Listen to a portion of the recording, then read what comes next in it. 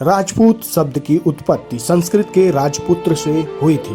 राजपूत शब्द वैदिक राजपुत्र का अपभ्रंश शब्द है, यानी कि हम राजपूत शब्द को संस्कृत के राजपुत्र का बिगड़ा हुआ स्वरूप कह सकते हैं। प्राचीन काल में राजपुत्र शब्द का प्रयोग राजकुमारों तथा राजवंशों के लोगों के लिए होता था और ज्यादातर क्षत्रिय ही राजवंश के होते थे।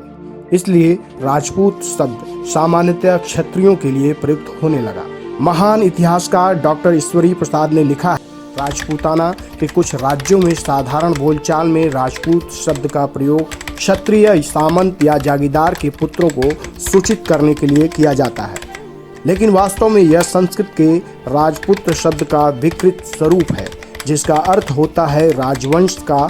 तो इस तरह क्षत्रिय और राजपूत एक ही है। अब आते हैं उस विवादित विषय पर कि राजपूतों की उत्पत्ति कहाँ से हुई।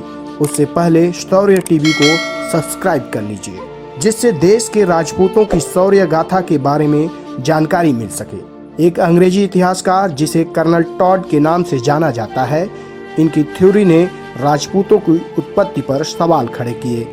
कर्नल टॉड की व्याख्या के अनुसार राजपूत विदेशी थे।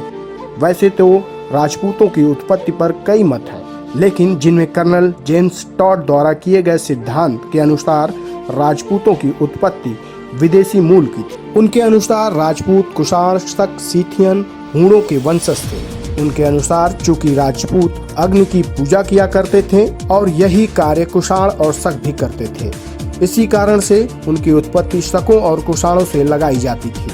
इसके प्रमाण में वे राजपूतों में प्रचलित ऐसी रीति रिवाजों का उल्लेख करते हैं, जैसे सूर्य की पूजा, सती प्रथा, अश्वमेघ यज्ञ, मद्यपान, शास्त्रों और घोड़ों की पूजा आदि। ये तातारी और शकों की परंपरा के पुरानी गाथाओं में वर्णन के समान है, जो राजपूतों की विदेशी उत्पत्ति की ओर इशारा करते हैं। तो वहीं डॉक्टर स्मिथ ने भी शक, यूची, गुर्जर और हूण जैसी विदेशी जातियों का भारत में धर्म परिवर्तन कर हिंदू बन जाना स्वीकार किया है और इन विदेशी जातियों के राज्य स्थापित हो जाने पर उससे राजपूतों की उत्पत्ति मानी है।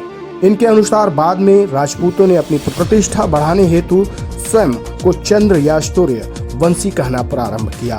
अब आते हैं उन विद्वानों पर जिन्होंने विदेशी उत्पत्ति की बातों को सिरे से नकार दिया। उनमें सबसे पहले डॉक्टर गौरी शंकर हीराचंद्र ओझा ने बताया कि जिन रीति रिवाजों के आधार पर राजपूतों और शकों का साम्य किया गया, वे रीति रिवाज वैदिक काल और पौराणिक काल में भी भारत में विद्यमान थे।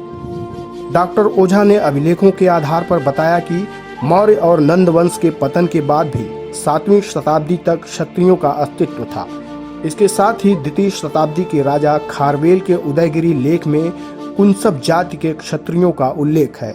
इसी अवधि के नासिक की पांडव गुहा लेख में उत्तम भाद्र क्षत्रियों का वर्णन है।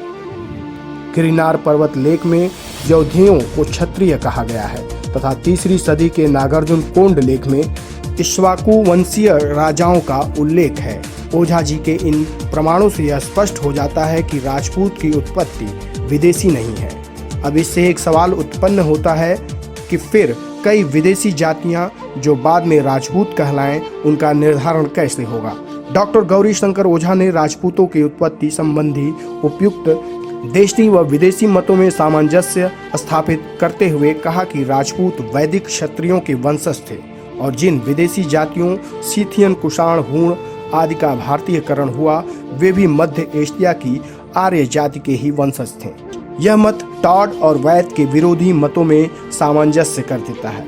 डॉक्टर दशरथ शर्मा ने भी इसी मत का समर्थन करते हुए कहा है कि भारत में समस्त युद्ध प्रिय जातियां स्वयं को क्षत्रिय होने का अधिकार रखती हैं। यानी कि हम निष्कर्ष के रूप में यह कह सकते हैं कि राजपूत जाति में देशीय क्षत्रिय और विदेशीय शक, हूण आदि भी समाहित हो गए। डॉक्टर गोपीनाथ शर्मा की व्याख्या अनुसार जिस तरह शक, पहलव, हूण आदि विदेशी यहाँ आए और जिस तरह इनका विलीनीकरण भारतीय समाज में हुआ, इसका साक्षी इतिहास है। ये लोग लाखों की संख्या में थे और हार कर इनका यहाँ बस जाना प्रमाणिक है। ऐसी अवस्था में उसका किसी न किसी जाति से मिलना भी स्वाभाविक ही था। इन तमाम तर्कों के आधार पर यह कहा जा सकता है कि यद्यपि भारतीय राजपूत क्षत्रियों के वंशज थे, फिर भी उनमें कुछ मात्रा में विदेशी रक्त के मिश्रण से इनकार करना मुश्किल है। धन्यवाद।